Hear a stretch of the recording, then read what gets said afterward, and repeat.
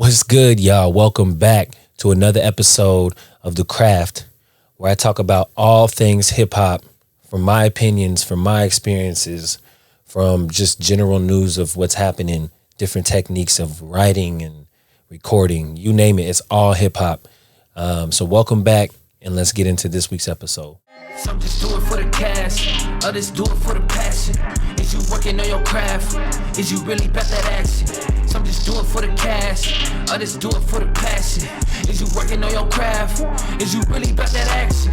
The Craft. Welcome. When I was coming up, learning how to write songs, I was very much so into what is the right song structure, what is being done on the radio, how can I mimic it, how can I replicate it. And at that time, there wasn't much experimenting in song structure as there is today. It was, honestly, I would say in rap, it was, at the time, it was 3 verses. Hard to believe, I know, in the era of 2-minute songs now, but it was 3 rap verses and 2 to 3 hooks. And so songs were, any song that was under, it was, 3.5 to 5 minute songs, 5.5 minute songs. And I know a lot of the kids now, you're probably like, what? Like 2-minute songs, 1.5-minute songs, if a song's 3 minutes now, it's long, but that was the song structure then. And so I think that helped me become a better verse writer, because if you were going to do a song with no features back then, you had to write 3 verses. So I think what tended to happen was you would have 1 or 2 strong verses, and the third one, by then you would be burnt out, and it was almost, you were struggling to make all 3 verses just as strong.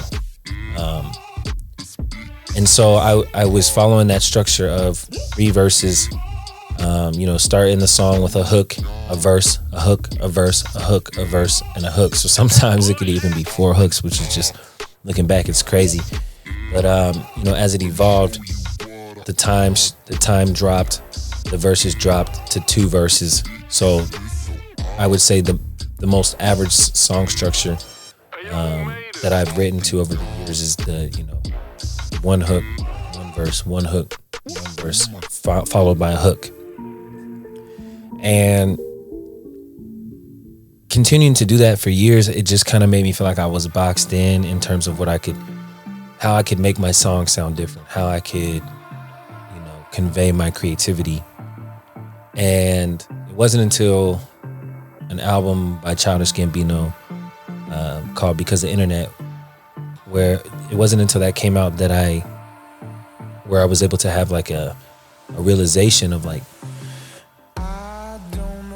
it doesn't matter, I guess, unless you're aiming mainstream radio play, what the song structure is, because as long as the song flows and makes you feel something within a time, a concise time span, it doesn't matter the structure. And so, and he was playing with coming in straight to the verses, into a hook, into a little short bridge, into a half, an 8-bar verse instead of 16, back into a hook. And it got me wanting to play around with song structure, and I started experimenting, and I think the greatest way to experiment is to work with producers who are willing to be creative with how they structure songs. Or if they structure a song and send it to you, and you have this idea of like, okay, they have this space for a 16, but what if I wrote 8 bars here, and then had him take out some of the drums, or add some elements, and we made it, like a little bridge, a singing bridge, and had a singer, or I sung it myself. Then we go into this hook, and then we go back into a harder 16. Maybe the first 8 was just like a chill 8, and then as the song builds, we go into a hardcore 16, and then back into a hook, or whatever it is, however you feel. I think hip hop has evolved to the way where it doesn't have to be so boxed in and structurally concise. And that leads me to the question, like, does the song structure in today's music matter as much? And I would say no.